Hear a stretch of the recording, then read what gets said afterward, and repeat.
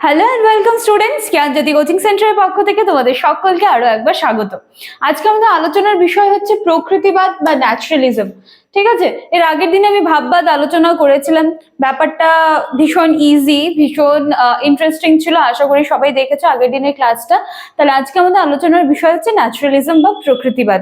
Class বা আলোচনা বিষয় শুরু করার আগে বলে দিতে চাই, তোমরা যারা আমাদের সাথে যোগাযোগ করতে চাইছো, সেটা হচ্ছে শুধুমাত্র নোটস পারপাসের জন্যই হোক, বা মনে করছো যে নোটসের সাথে সাথে ক্লাসেসেরও প্রয়োজন রয়েছে, যদিও হাতে আর বেশি দিন সময় নেই, তারপরেও আমি বলবো যে তোমরা চাইলে কিন্তু আমাদের সাথে একবার যোগাযোগ করে নিতে পারো। জ্ঞানজ্যোতি কোচিং সেন্টারের সাথে সরাসরি যোগাযোগ করতে হলে তোমাদেরকে বোর্ডের কর্নারে দেওয়া দুটি নাম্বারের মধ্যে যে কোনো একটি নাম্বারে কিন্তু কল করে নিতে হবে।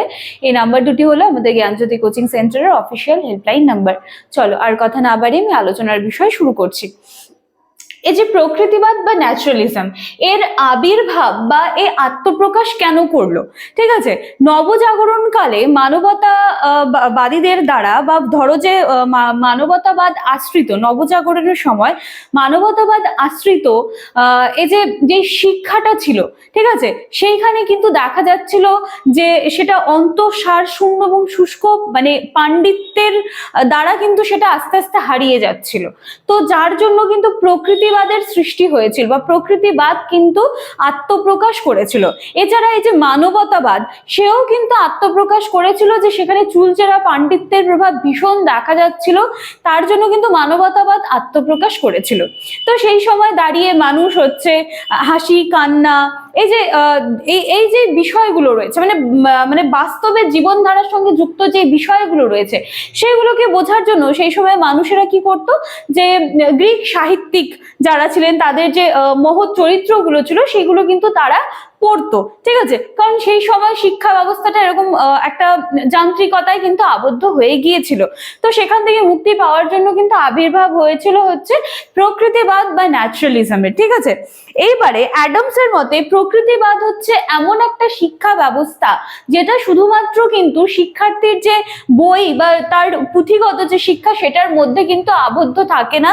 এর বাইরে বেরিয়ে কিন্তু শিক্ষার্থীর যে জীবনধারা রয়েছে, সেটাকে কেন্দ্র করে যে ধরনের শিক্ষা ব্যবস্থা, সেটাই কিন্তু হচ্ছে প্রকৃতিবাদ বা ন্যাচারালিজম। ঠিক আছে, এছাড়া এই মতবাদ সামাজিক বাধ্যবাধকতামূলক যে নিয়ম নীতিগুলো রয়েছে, ঠিক আছে, এগুলো সমস্ত প্রকার পুঁথিগত শিক্ষার কিন্তু বিরোধী ছিল। মানে মুদ্রা কথা কি, প্রকৃতিবাদের কথাটা যদি তোমাদের মাথায় আসে, তোমাদের মাথায় যেন এই কনসেপ্টটা সবার প্রথমে আসে, যে এই প্রকৃতিবাদ কিন্তু কোনো নিয়ম বলো বা পুঁথিগত বিদ্যা বলে এগুলোর মধ্যে কিন্তু সে আবদ্ধ থাকবে না। সে সেখান থেকে মানে বের হয়ে বলতে পারো যে একটা উন্মুক্ত একটা ব্যাপার। ঠিক আছে, যেখানে হচ্ছে শিক্ষার্থী জীবন কেন্দ্রিক যে ব্যাপারগুলো রয়েছে, সেগুলো সম্পর্কে সমস্ত ধরনের যে শিক্ষা রয়েছে, সেই সমস্ত কিছু নিয়ে কিন্তু আলোচনা করে প্রকৃতিবাদ বা ন্যাচারালিজম।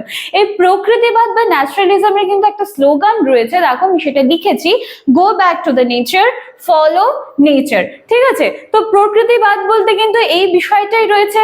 এছাড়া প্রকৃতিবাদ তার প্রকারভেদ যদি বলতে হয়, তিন রকমের রয়েছে: জড় প্রকৃতিবাদ, জৈবিক প্রকৃতিবাদ এবং যান্ত্রিক প্রকৃতিবাদ। আচ্ছা, এবার এই প্রকৃতিবাদ যে ব্যাপারটা রয়েছে, এই ব্যাপারটায় কারা বিশ্বাসী ছিলেন, তাদের নামগুলো একটু আমাদের জানতে হবে। স্পেন্সার, ফ্রয়েবেল, পেস্টালসি, ঠিক আছে, ম্যাকডুগাল, ল্যামার্ক, ডারউইন, রবীন্দ্রনাথ ঠাকুর, ইনারা সকলেই কিন্তু প্রকৃতিবাদী ছিলেন। ঠিক আছে, ইনারা সকলেই কিন্তু এই যে মানে সেই বাধ্যবাধকতা নিয়ম নীতি, সেখান থেকে বের হয়ে যে উন্মুক্ত শিক্ষা, সেটার কথা কিন্তু বলেছিলেন, বা সেই বিষয়ে কিন্তু এনারা সকলেই বিশ্বাসী ছিলেন। তো এই ছিল কিন্তু আজকে প্রকৃতিবাদ বা ন্যাচারালিজমের ক্লাস।